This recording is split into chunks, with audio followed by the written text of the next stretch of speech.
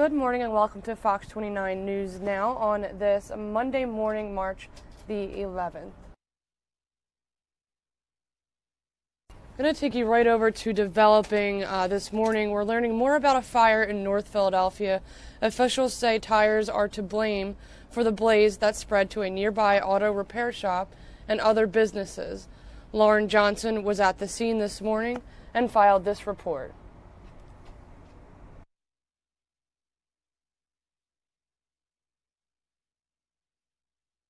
Hey, good morning to you. So the scene pretty clear after that fire that started here at around 2 a.m. this morning, but firefighters had quite the work cut out for them in a defensive fight from outside the building, high above it and here on the ground. The deputy fire chief telling us he was keeping his men and women out of that building because of some built-in dangers inside an auto body shop. Gas, of course, and any highly flammable materials that could interact poorly with fire. It started at 2 a.m. and fire officials believe it was a pile of tires where it all started, and the flames quickly traveled to the buildings that are home to a tire company, an insurance agency, a wholesale food market, and that auto body shop. All of this at the intersection of Sedgley and Allegheny Avenues, a location that sits right alongside train tracks, and so smoky conditions were a big concern for the morning commute.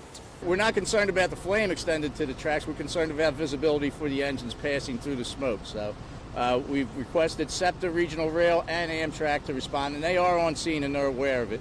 We're recommending that the train slow down to 10 miles per hour. And we've seen trains come creeping along the tracks here in this area, and with slowdowns in speed, that means slowdowns to that commute and some possible delays all morning long. So today, really be prepared for a case of the Mondays. The good news in this situation, though, no injuries reported to anyone inside the building or any of the 65 firefighters that were here on scene, now on scene. The fire marshal here to do his work to find out how and where the fire started. Back to you guys.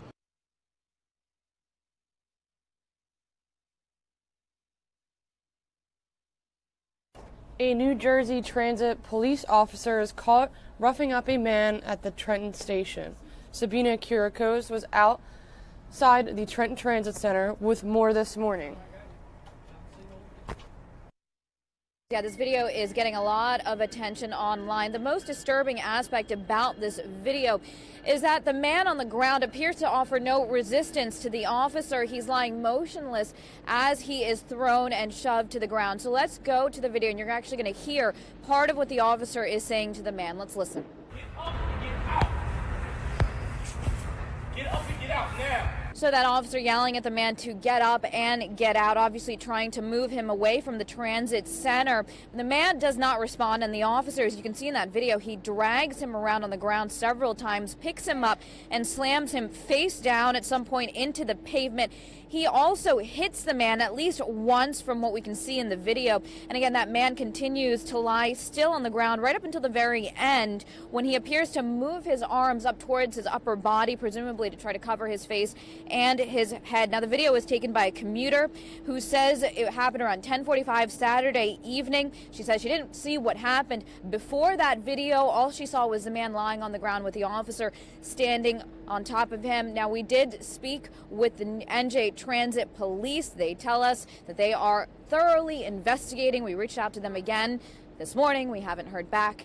Again, we're going to stay on top of them to figure out exactly what's going on, whether that officer is back on duty. Guys, back to you.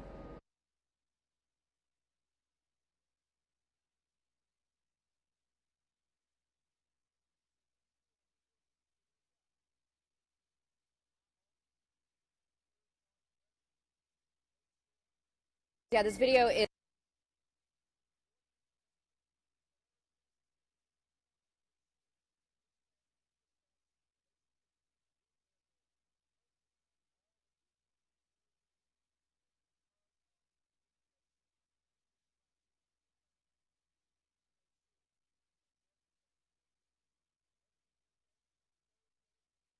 Well, the president's new budget is due today. Doug Luzader in Washington tells us what provision is going to be very controversial. Well, President Trump's former campaign chairman, at least for a little while, Paul Manafort, has been sentenced to about 4 years in prison. I think it's a little bit less than a lot of people expected. And while he still could face additional time, the possibility of a presidential pardon looms large because he did mention, Doug, no collusion.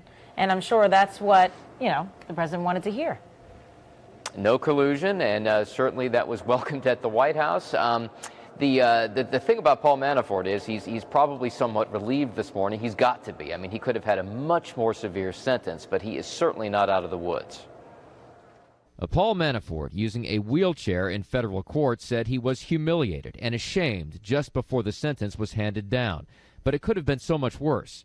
Judge T.S. Ellis sentenced him to just shy of 4 years in prison, far short of the 20 years called for under sentencing guidelines. Manafort had been found guilty of hiding millions of dollars of income he had made during his work in Ukraine. But his attorney made another point after the hearing. And I think most importantly, what you saw today is the same thing that we had said from day one. There is absolutely no evidence that Paul Manafort was involved with any collusion with any government official from Russia. So why did he stress that issue, collusion, when Manafort never actually faced charges for that? Could that be intended for the audience at the White House? Was it a reminder that Manafort backed the president's denial of collusion with Russia? Is the president open to a pardon for Paul Manafort? That was asked of me. I've not discussed that with the president. That has not been raised at all in my company. The president has suggested that Manafort was treated unfairly. And while yesterday's 4-year sentence was seen by many as surprisingly light, Manafort is scheduled to be in another courtroom next week in Washington, where he could face an additional 10 years. In that separate D.C. case, Manafort has already pleaded guilty to essentially illegal lobbying. And then Mike and Alex, the judge, will have to decide whether those additional years will be concurrent or if they'll have to be served after these 4 that he was sentenced to yesterday. You know, you've lived in D.C. a long time. Is there such a thing as legal lobbying? Legal lobbying? Okay, my apologies. That was actually Friday's Luzader clip. So here is today's about President Trump's new budget that is due out today. President Trump is expected to submit his new budget today, and you can bet the border wall will be everything that everyone focuses on. Oh, it's like deja vu all over again. Let's get right down to Washington and Doug Luzader with the latest on this. Good morning, Doug. Good morning. Well, that's the thing. I mean, these budgets are usually just kind of a jumping off point for debates about one thing or another. But because the president has included some substantial border wall funding in this, that's really going to raise the stakes. And President Trump returning to the White House from Florida and right back into the middle of things. Will there be another big blow-up over his border wall? I suppose there will be. White House economic advisor Larry Kudlow is bracing for that fight. The president's new budget will be hot off the presses today. And beyond a proposed $8.6 billion for new wall construction, the plan also calls for scaling back planned spending on a number of domestic programs to the tune of about $2.7 trillion over the next decade. It will be a tough budget. We're going to do our own caps this year, and I think it's long overdue. Some of these recent budget deals have not been favorable towards spending. So I think it's exactly the right prescription. There is more money for the Pentagon and for veterans' health, as well as drug addiction programs. But the proposed reductions will be a hard sell to Democrats in Congress. And the additional wall funding is already seen as a non-starter, with some raising the possibility of another prolonged government shutdown. The same thing will repeat itself if he tries this again. So we hope he's learned his lesson. Now, what you will not see here is a big focus on the debt or the deficit. In fact, in theory, this budget will take about 15 years to come into balance. Karen and Alex. We'll stay on top of this one. All Right, right, Doug. will. Thank you.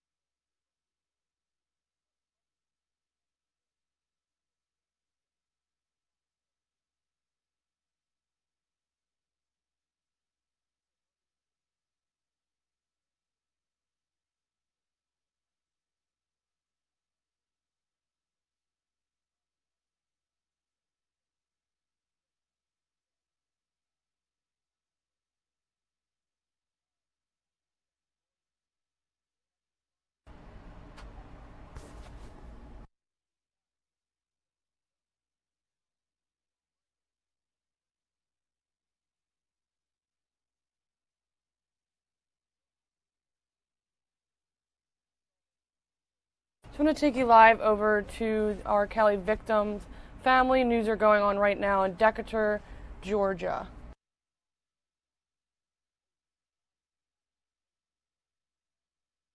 World, you're supposed to follow up on what you promised. So we hope that he is who he says he is.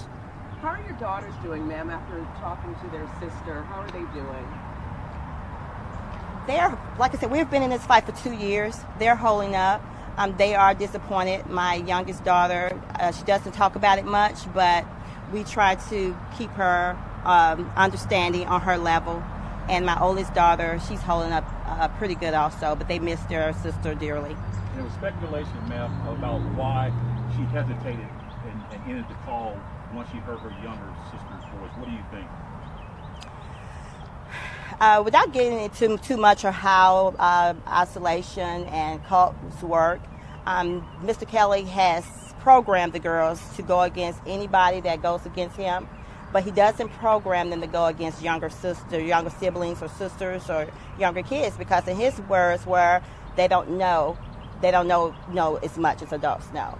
So I believe when she heard her sister's voice for the first time for almost 2 years, I think she gasped out of either maybe holding back tears or just didn't know what to say, because the phone call was scripted and she had an agenda to talk directly to me to relay a message from Mr. Kelly. Are you hopeful that if you are in the same room, same space with your daughter, that the bond that you as a mother and your child may reappear, reconnect?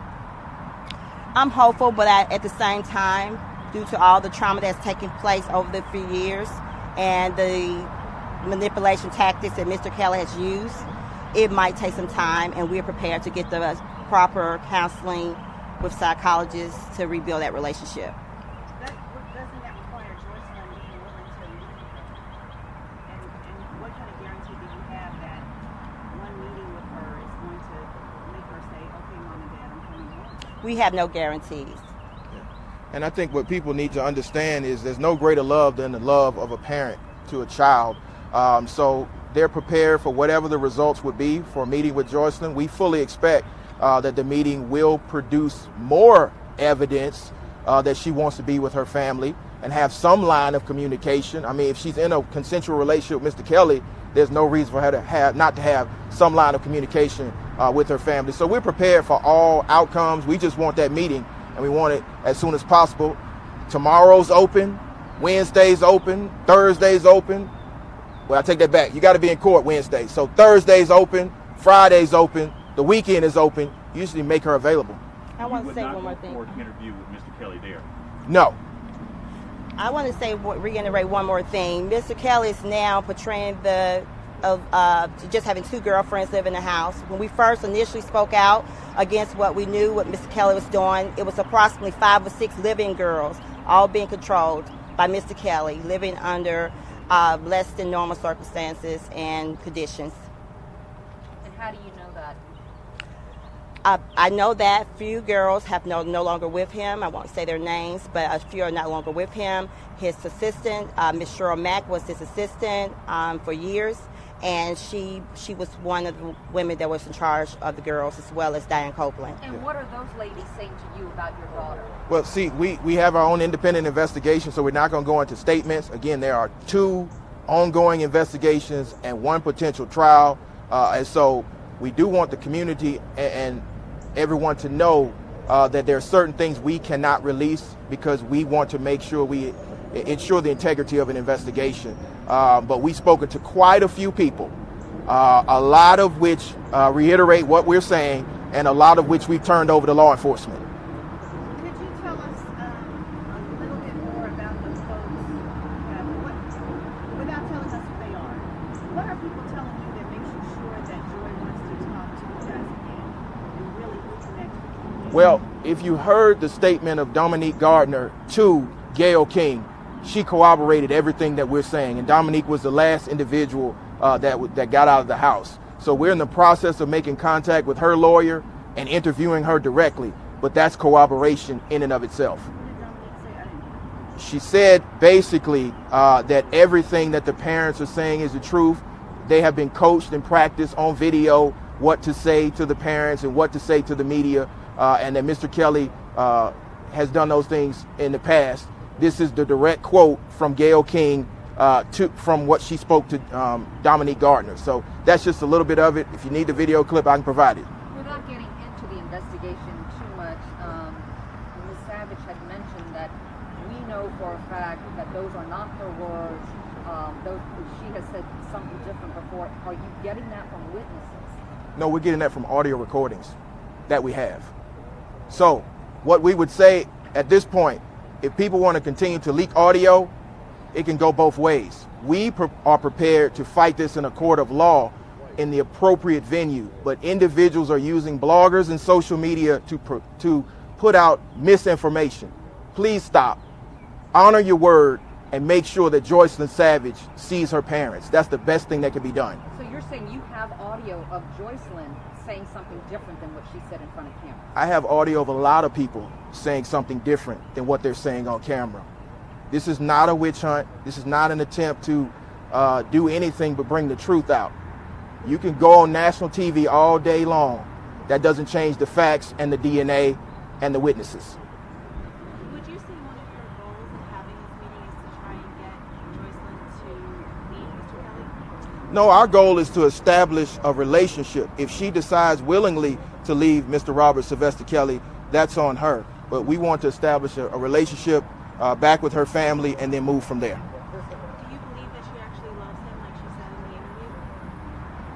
I mean, she said it, so I would hope she was telling the truth. We don't have any problem with her loving Mr. Robert Sylvester Kelly. What we want her to do is to reestablish the bonds of love that have been with her since the day she opened her eyes. Any other questions? Can we hear that audio? Sure. Yes. We can. Yes. Yes. Joycelyn on that audio? Yes. Yes. Yes. And so, again, we're here. It's Monday. We were told on Wednesday that we would have a meeting by Monday or Tuesday. We're still waiting. So, Mr. Johnson, if you can hear me, you have my phone number. I wish I had yours. You need to get in touch with us immediately. If you don't get in touch with us immediately, we will continue to reach out and try to make contact with Joycelyn Savage, and we will continue to cooperate with law enforcement. I have one last question for Mrs. Savage. Johnson, do you think that it's possible for Joycelyn to have a relationship with her family and a relationship with Robert Kelly? From what I know now, from the manipulation and everything, I don't think it's possible for Mr. Kelly to have a healthy relationship with any young girl, especially the ones that he's manipulated so far. So the answer to that short answer is no. Any other questions? Okay. Well, again, I thank everybody for coming. Hopefully, we'll have an update for you, sometime today or tomorrow. But the ball is in Mr. Johnson's court. He has my telephone number. I'm available all day.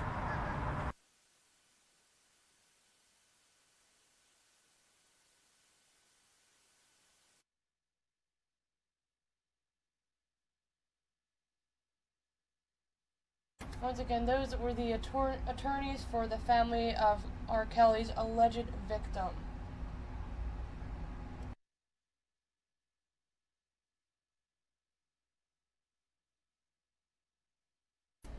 You just heard from the attorneys for the family of R. Kelly's alleged victim. And over to some more on R. Kelly.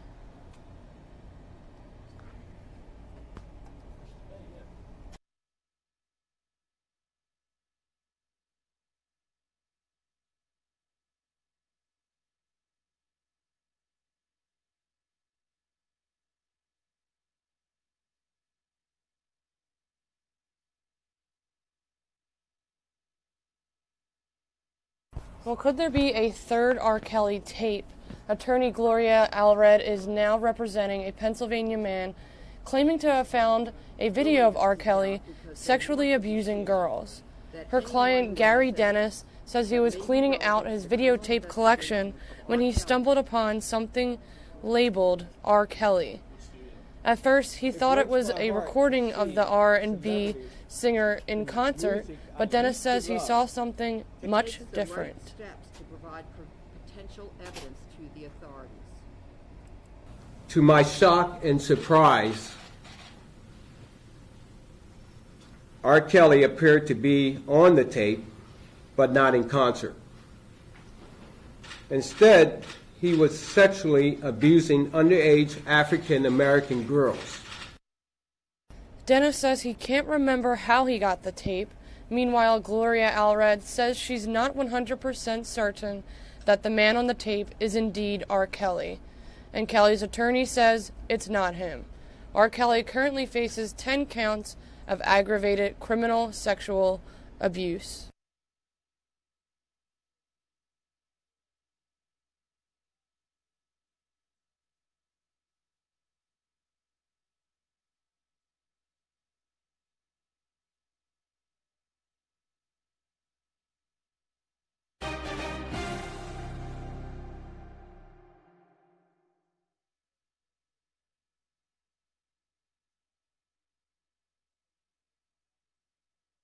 I want to take you live out. This is Sky Fox live right now out at West Indian Lane in West Norriton. We're hearing that there could be some type of shooting right now. It's just police activity, and you can follow us on Twitter to get the latest on what is going on right now in Norristown, PA.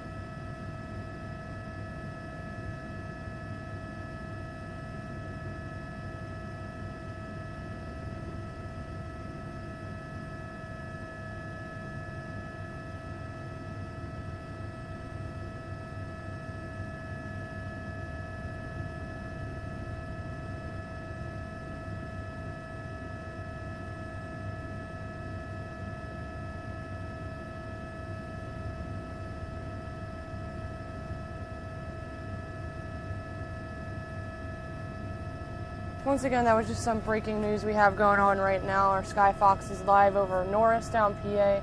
For some police activity, you can stay tuned with us to follow up with what's to come on that on our Twitter and Facebook pages.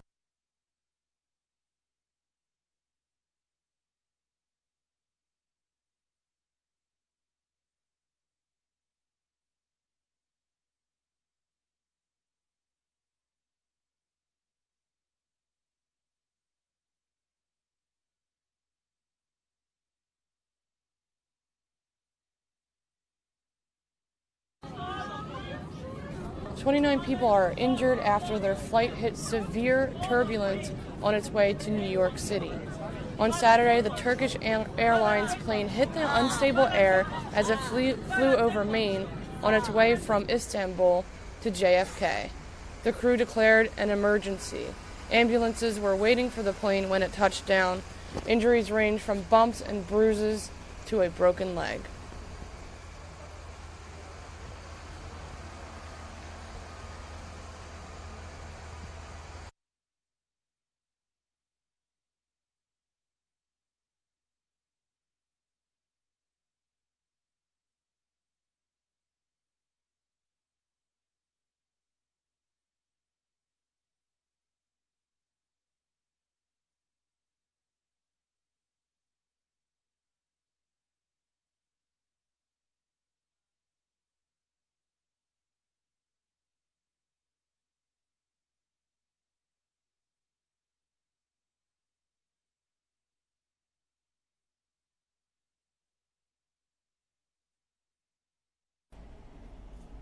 Meteorologist Sue Serio tweets today, it is extra hairspray day.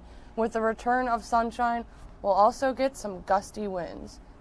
The Philadelphia area is slated for a warm and sunny Monday to kick off the week after a somewhat chilly morning. Monday will see a high of 55 degrees and high wind gusts.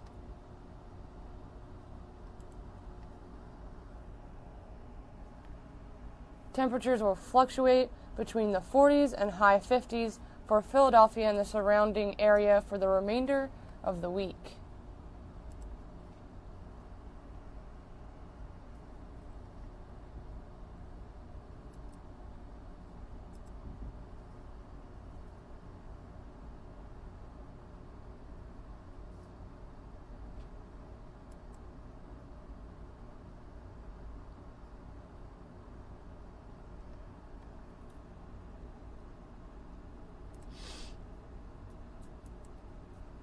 Precipitation isn't expected to return to the forecast until the end of the week. You can download the updated Fox 29 Weather Authority app for the latest forecast.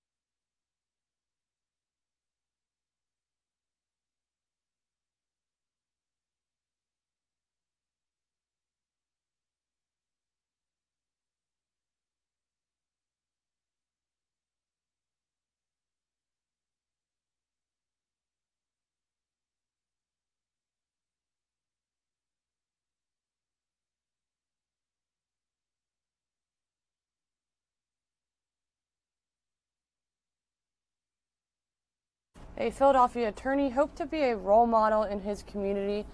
Then his life changed right outside his front door. He was shot during a robbery attempt in front of his own home. Here's a look at Fox 29 Good Days segment.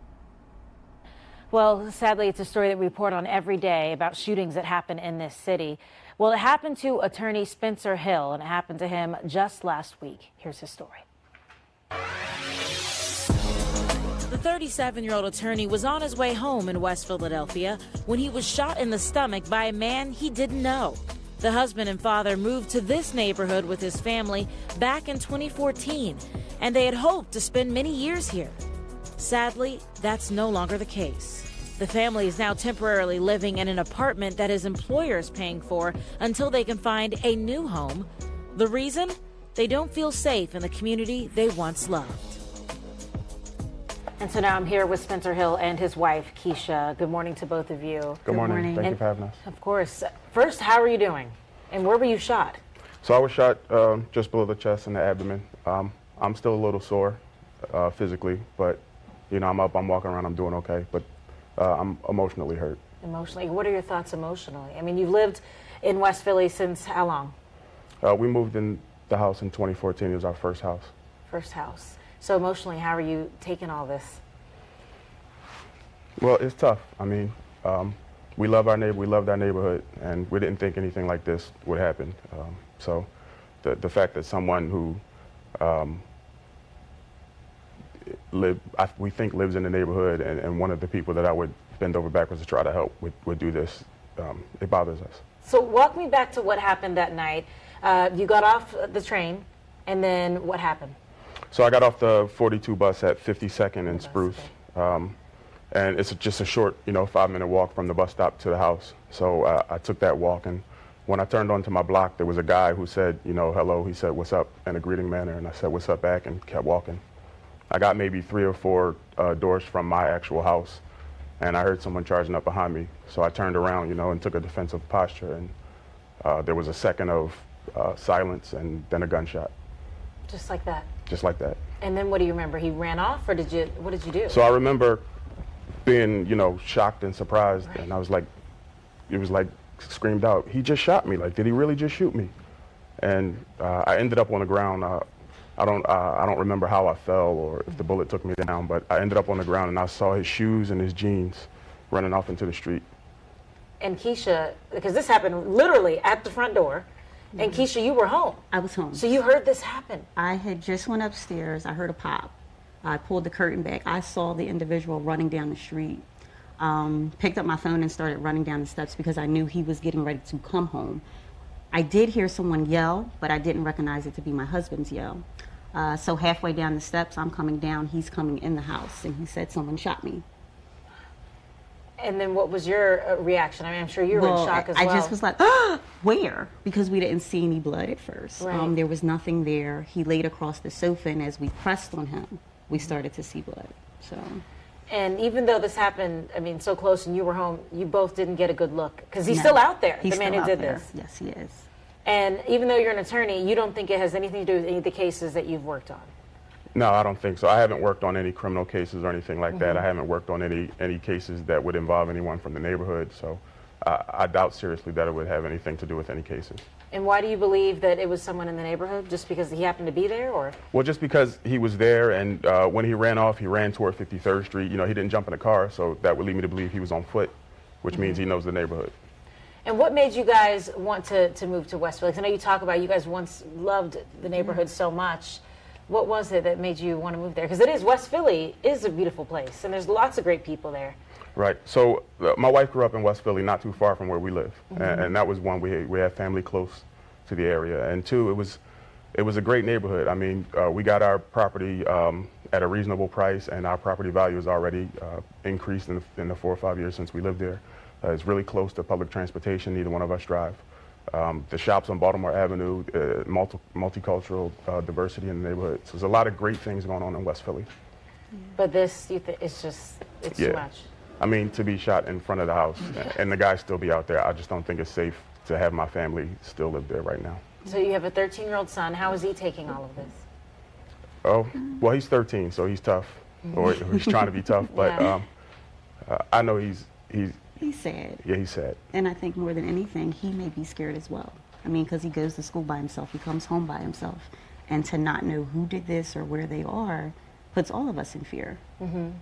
And what do you have to think, because we do these stories of shootings that happen in the city and so many families, and I know you guys were able to find a way to not have to be in the same house. So how do you feel when you think about some of the others who may be going through something like this, or may have lost someone and they don't have an option, to go anywhere? It's heartbreaking. It's really heartbreaking. I wish that there was a different way for everybody. We are very fortunate to be supported by Ballard Spahr, so that helps us. But firm, his law firm. Yeah, it's definitely a question of what happens to the families that don't have that support. Right. Well, I'm so sorry this happened, and we wish you the best of luck in your recovery. And I'm sure the police, have they updated you on anything on the search, or they're just waiting for tips from the community? Well, the law firm Ballard Spahr has put a $10,000 reward out for information that would lead to the arrest and conviction of the shooter. As far as the police, I've got an update. They're working diligently trying to collect any video recordings or anything in the neighborhood that they can find and collect evidence. But as of right now, I don't know that they have a suspect. Wow. Okay. Well, hopefully talking to you guys and the fact that, we're here on TV, hopefully we get some people to call in or give some sort of information. And best of luck to you and your families. You try to find a new place to live. And it really is heartbreaking because you want to live where you grew up. Right. Yeah. And it's such a beautiful place. So thank you for sharing your story, the Hill family. Thank you for having us. All right, we're going to take a break.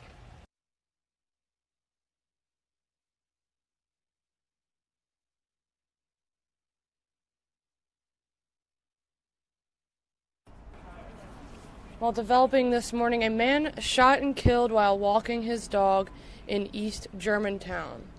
It happened just before 8:30 on the 1800 block of West Grange Ave. Police say the victim was out walking his dog in the neighborhood when he was shot 5 times, twice in the abdomen, once in the back, and twice in his arms.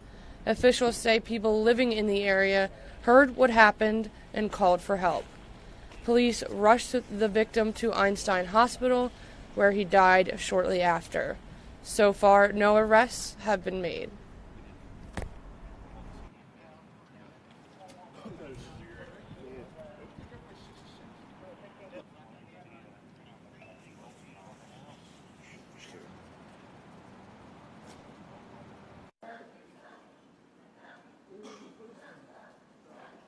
Police are also investigating a deadly shooting in the Mantua section of the city. Police say gunfire killed a man on Brown Street near North 39th around 9 last night. When officers rolled up, they found him shot multiple times in the chest. They scooped him up and raced him to the hospital, but he died minutes later. So far, no weapons and no arrests.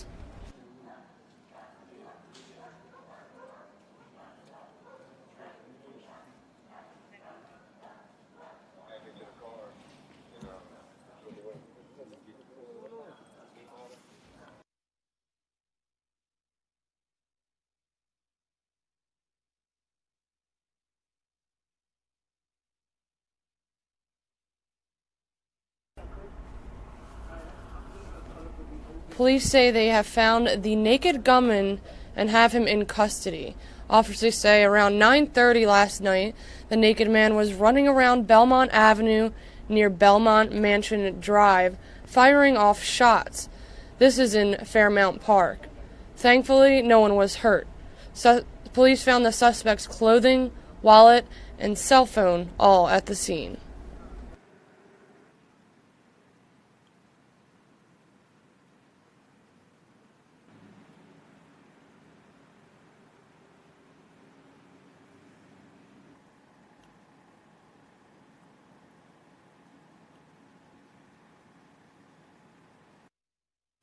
Well, one suspect is in custody and another is on the loose after 2 people stole a car while a child was still inside.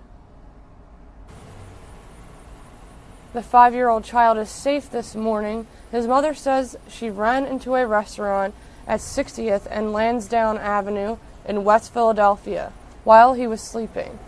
Detectives say the suspects didn't realize the boy was sleeping in the back seat until after they got behind the wheel. They dumped the car on the 500 block of Grove Street, then dropped the boy off. Police are reminding parents not to leave their children in unlocked, unattended cars.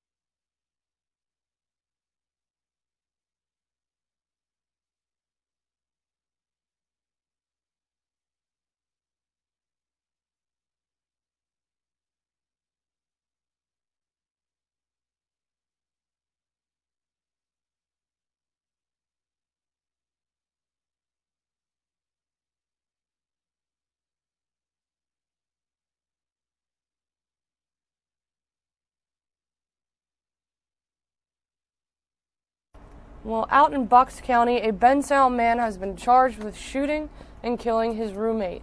Police say 40-year-old Gregory Hilton called 911 Saturday night saying he had accidentally shot 25-year-old Sharif Simpson.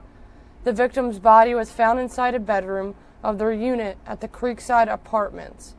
Hilton told investigators they had an argument after Hilton called Simpson a pig for leaving a bag of fast food on their couch.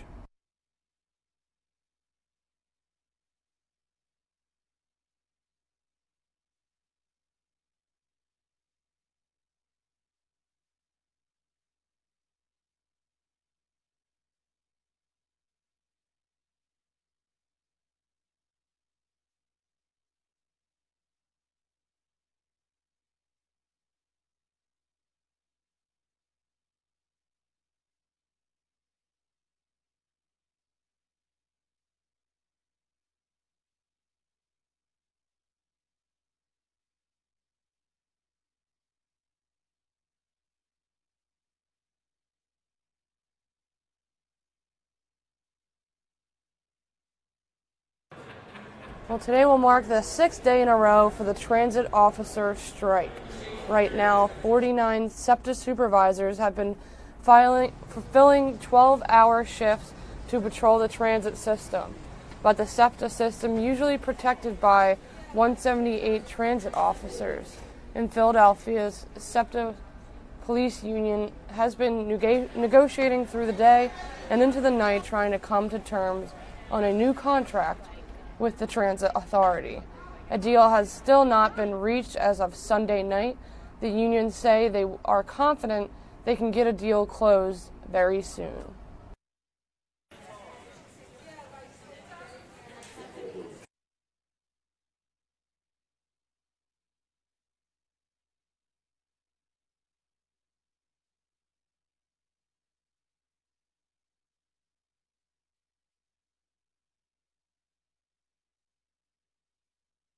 Out in Chester County, a brewery is on the hunt to catch a thief and is using a little humor to do it. Surveillance footage shows a man stealing a trophy from La Cabra Brewing in Berwyn. The brewery won the trophy last year for best new beer in the region, in hopes of making the surveillance video go viral. La Cabra decided to record what they think are the man's inner thoughts over the footage and posted it to their social media page. The clever video has now more than 13,000 views on Facebook and is still climbing. This looks good. I'm gonna steal this. I'm slicking, I'm stealing, I'm stealing, I'm stealing! Not really super interested in the gentleman himself or who he is or why he did what he did. Effectively, we just won our prize back. Yeah, boy, I'm stealing! You can see the full video on La Cabra Brewing's Facebook and Instagram accounts. If you know the man, give them a call.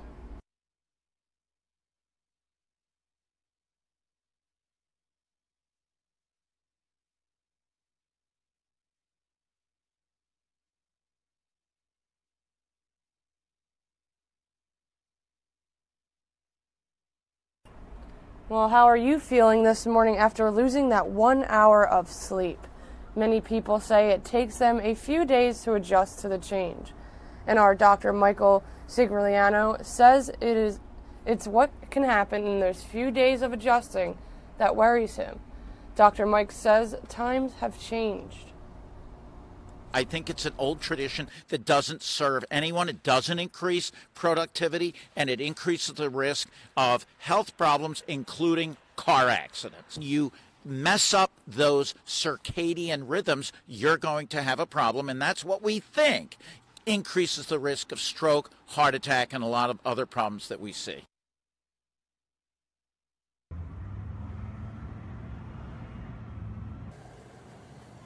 But on the upside, an extra hour of daylight also means spring and summer are just around the corner.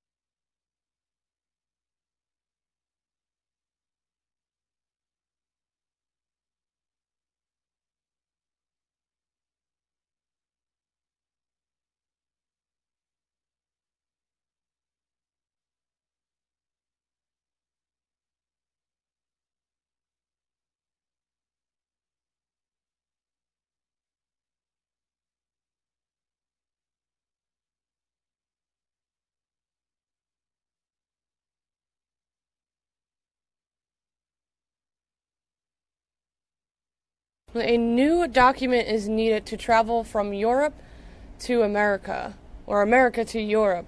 Fox 49 Good Day spoke with Tracy Carrasco to tell you when the changes will go into effect. And I know a lot of people around this time of year were planning trips, thinking of the summer, what are we going to be doing? And if you're going to Europe, you might need some extra documents to head over there, huh? You at least have to fill it out online. It was so confusing, though, because we all saw these tweets over the weekend, and we're like, what? We're going to need to get a visa in order just to go to some really common places. Right. Let's check in right now with Tracy up in New York from Fox Business. Clear it up for us, Tracy. So the good news is you don't have to do it right away.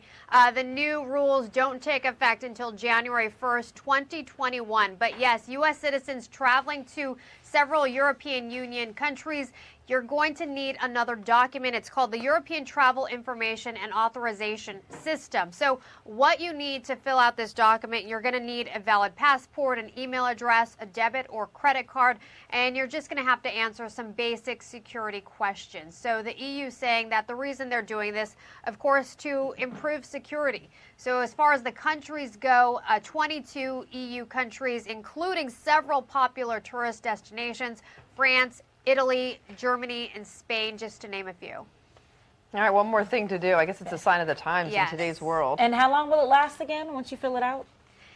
Once you fill it out, it lasts 3 years, and then you're going to have to renew it, yes. Do you have to do it for each country? Like, say you're doing a trip where you're going to France and Italy and Greece, for example. I don't think it's for each country. I think once you fill it out, you're good to go into the countries that it covers, the 22 that they have as part of the EU. I don't believe it's all EU countries. The UK, you don't have to do it. Right. They're not requiring this type of document, but a number of them are. Okay. And how much is it? I don't know yet. They haven't disclosed the price. Yeah. That's another thing. Like, how expensive are they going to make it? Exactly. Another cost. Yeah. When you're trying to travel. Okay, Tracy. Well, thanks for the heads up. Or maybe we should start making some trips now. We have to. Yeah, right. Because who knows how much it's going to be? Because usually it depends on the country. I think it's less than $10. Oh, really? Okay. Yeah, it's not that much money. Well, but then that's bearable. Yeah. But it's still just making sure you have everything in order and getting it all together.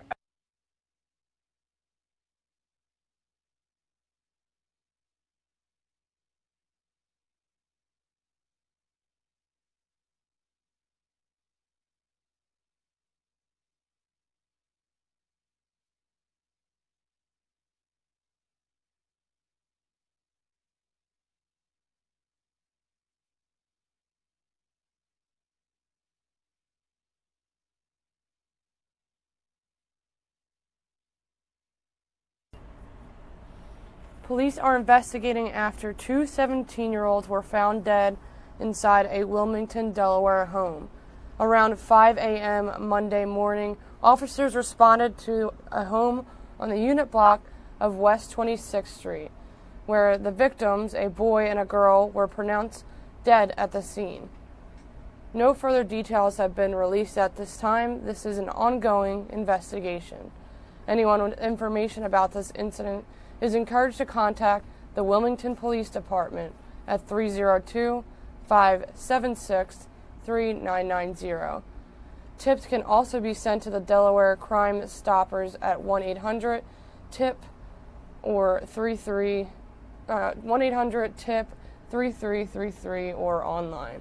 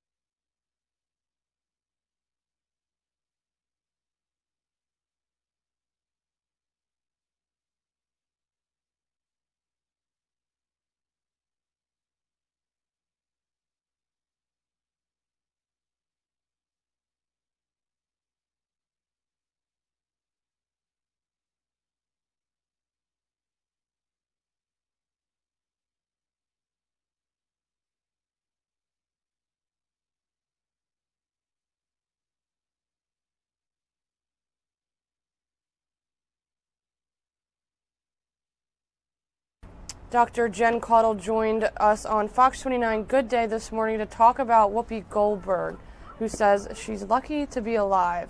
Here's that clip from this morning. Thank you, goodness. Subi.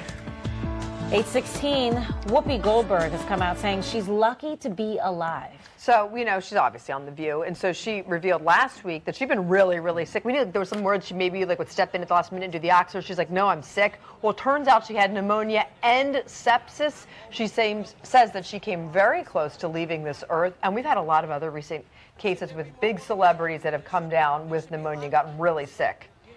Tamara Mowry Housley was noticeably absent from the reel last month after being diagnosed with bronchitis, the flu, and viral pneumonia. And actress and model Kim Porter passed away after battling pneumonia in November. So what are the symptoms of pneumonia, and how do you know when your illness is more severe than just a cold, and when should you get to a hospital?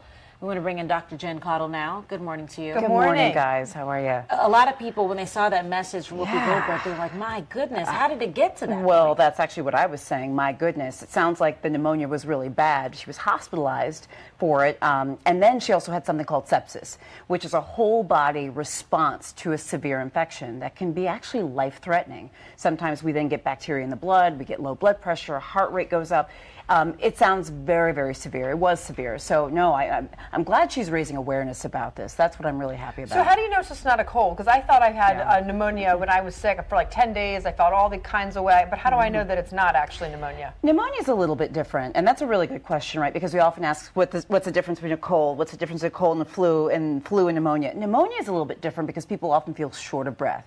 You just feel winded often. You don't have that stamina, the energy. The other thing a lot of my patients have when they come in with pneumonia is they've had a fever that just won't go away. They just can't shake it. And of course, they remain sick over periods of time. I'll be honest with you, though, sometimes we don't always know that it's pneumonia, right? We may think it's the flu, and then we realize it's a pneumonia. And that's why it's really important to get checked out by your doctor, because sometimes we have to do tests, chest x-rays, etc., to really know for sure that it's a pneumonia. But I would say the shortness of breath, the fever that won't go away, the fatigue, the rundown, malaise, like, gosh, Doc, I've been sick for I can't do anything, that sort of feeling. How do they treat them? What do they do? Usually antibiotics. And remember, pneumonia is infectious. We often think of it as being caused by a virus, a bacteria, or a fungus. So oftentimes it's bacterial. That's the main cause. So some bacteria. And we often treat it with antibiotics if it's caused by a bacteria. Of course, whatever the underlying cause is, that's how we treat it. But in many cases, yes, we can treat pneumonia. So that's important. And how do they all end up being connected? We talked about Tamara and her situation. And sometimes people say, oh, I have the flu, but then it developed into this. Yeah. Is it because you let it go on so long? It's confusing, isn't it? Right. Yeah, I know it's really confusing. And I'll be honest with you, there are no hard lines, okay? So we can't say that. And you're asking a great question. You're saying, well, is it because someone let it go that it turned into this? Not necessarily, right? So remember, there are some people that are more susceptible to being ill or having chronic illnesses than others. Those that are very young, those that are older, those that smoke, who have underlying medical conditions, weakened immune systems. The list goes on and on and on. But the idea, though, is that, yes, a flu, for example, can turn into a pneumonia. You can get bronchitis. This can go a number of different ways depending on how your body responds and the bug that you're dealing with. And it doesn't mean you necessarily did anything wrong. So for seniors, they recommend they have like a pneumonia vaccine. Woohoo! You know how I feel about vaccines. I'm always waving the vaccine banner. We do have a pneumonia vaccine. Pneumonia vaccines, of course, are for the little ones, little kids, and then, of course, for seniors as well, or if you have certain medical conditions. So if you've got certain things going on, you may qualify for the pneumonia vaccine even though you're not a senior.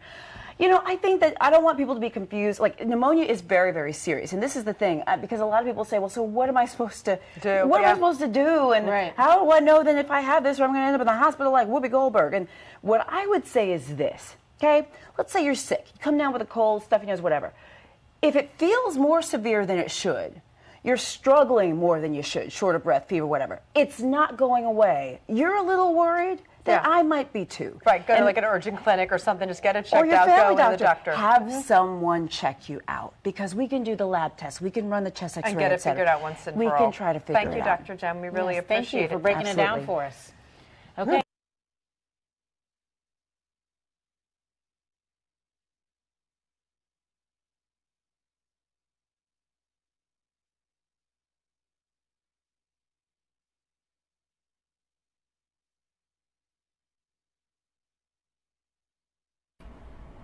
Well, this was in just Earlier today, a man is wanted by the FBI and local law enforcement for a series of bank robberies in the Philadelphia area.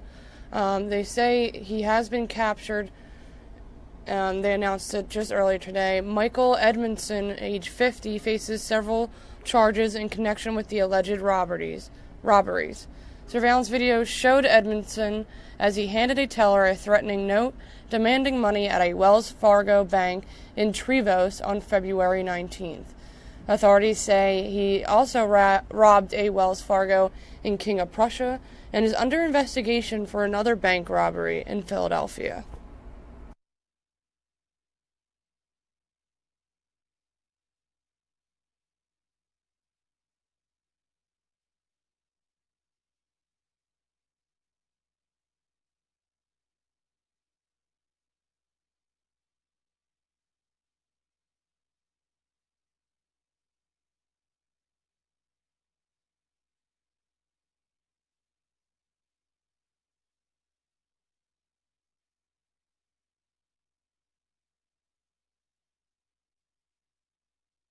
That is going to do it for today's News Now. Thank you for watching, and be sure to follow us on Facebook and Twitter for all the latest and breaking news, and tune into our broadcasts at 5, 6, 10, and 11 tonight.